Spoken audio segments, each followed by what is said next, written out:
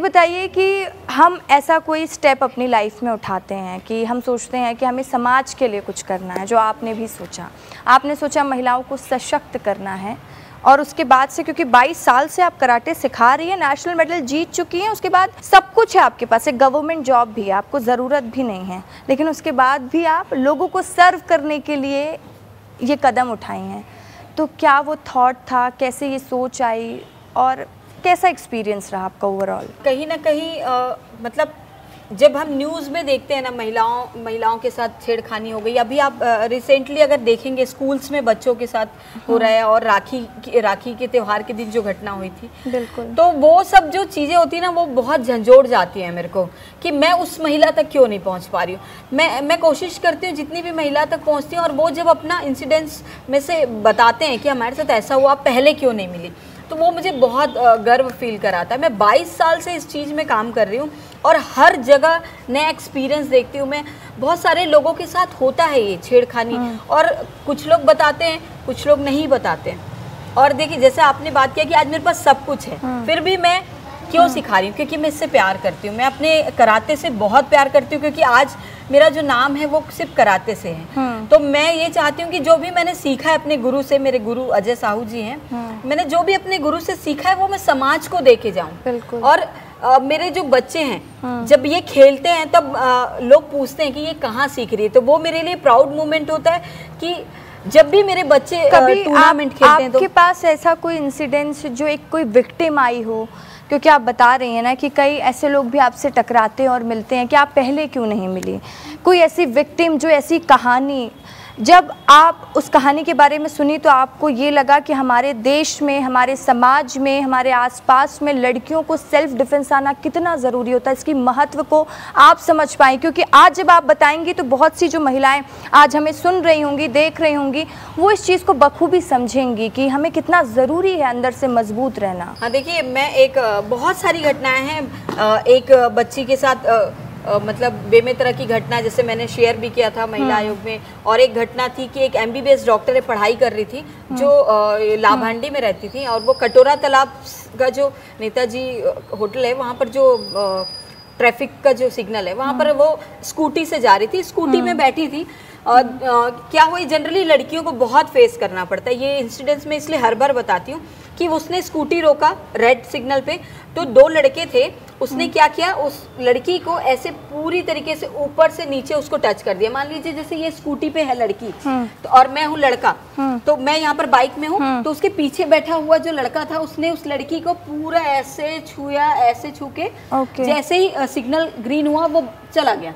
अब वो लड़की, मतलब जब नॉर्मल लोग जो होते हैं, जैसे जिसको कराटे नहीं आता या बहुत ज़्यादा बाहर नहीं निकले होते हैं, वो डर जाते हैं इन सब चीज़ों से कि कोई स्ट्रेंजर हमको इतने गंदे तरीके से छू के वो चला भी गया, अब मैं कुछ भी नहीं कर पा रही। तो यहाँ पर क्या करना था, अगर वो थोड़ी बोल्ड होती या कुछ होती तो वो तुरंत उस गाड़ी का नंबर नोट करती, क्योंकि कानून भी हमारे साथ है। एक घटना मैं बताना चाहूँगी कि मैं एक finance company, micro finance company के ऐसे ही 50 लोगों का बैच मैंने लिया था एक होटल में।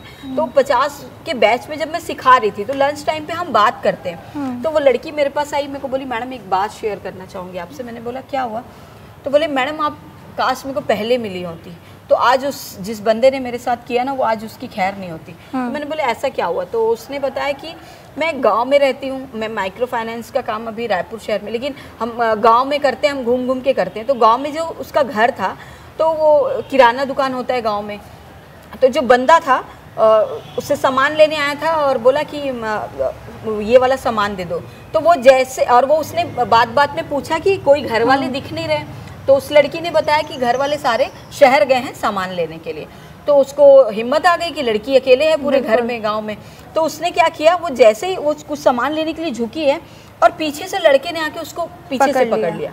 अब अगर कोई लड़की को कोई जैसे देखिए, कोई वो नीचे झुको थोड़ा, ये नीचे झुकी, कोई आके यहाँ से पूरी तरीके से पकड़ लेता है शरीर को, है ना, तो एक नॉर्मल सी गांव की लड़की उसके दिमाग में क्या है, कितना घबराई होगी, कितना डरी होगी। वो बोलती है, मैडम मैं कोशिश करके भी नहीं छुड़ा पा रही थी उसको, मतलब मैं चाह रही थी कि मैं उससे छुड़ाऊं, लेकिन मैं हिल नहीं पा रही थी क्योंकि मेरे को इतना डर लग रहा था, मेरा पूरा शरीर ठंडा हो गया था।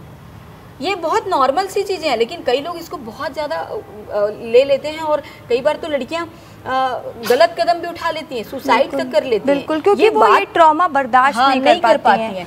तो उसने फिर उसको लगा कि कैसे करूं, फिर थोड़ा सा वो मूवमेंट करने की कोशिश की और पीछे उस लड़के को धक्का देके भाग। लेकिन मैम ऐसी सिचुएशन आए तो क्या करना चाहिए, ये बताइए आप। अभी तो ये मैं आपको बताती हूँ। अगर मुझे किसी ने पीछे से पकड़ लिया, पकड़ लो। हाँ, तो एक तो है कि यहाँ से कोशिश किया, टाइट पकड़ो, कोशिश करना है छुड़ाने की, और यहाँ से जैसे आप नहीं छुड़ा पा रहे, उसकी पकड़ बहुत टाइट है, तो आपको क्या करना है, यहाँ से बैठना है, देन यहाँ से उसका लेग लिया और ये ओके, ठीक है, पुल करना है, उसको खींचना है। एक ये टेक्निक हो सकती है, एक ये हो सकती है। दूसरा टेक्निक, अगर पकड़ थोड़ी ढीली है तो यहाँ से ये हुआ और यहीं से आप देखिए, ओके, आप ये जो हमारा एल्बो है ये बहुत स्ट्रांग होता है, एल्बो का अटैक कर सकते हैं। घुटने का जो अटैक है वो बहुत स्ट्रांग होता है, तो अपने स्ट्रांग पार्ट से आप सामने वाले की वीक पॉइंट पे अटैक कर सकते हैं। जैसे वो लड़की, उसने क्या किया कि उसको पकड़ लिया लड़का, वो डर गई, हिल रही है, कांप रही है, उसके बाद कोशिश करके उस लड़के को ऐसे छुड़ा के वो भाग भी गई। तो लेकिन क्या हुआ, वो लड़का उस समय उसके पास तो हिम्मत बनी रही ना, बिल्कुल। लेकिन अगर यही काम वो करती कि जैसे ही उसको उस लड़की ने पकड़ा 1 and 2 और भागती, तो वो हिम्मत जुटा पाएगा कि दूसरी लड़की को भी छेड़ेगा? बिल्कुल। तो आपने देखा और समझा कि कैसी कैसी परिस्थिति सामने आती है, लेकिन उन परिस्थितियों से हमें डरना नहीं है।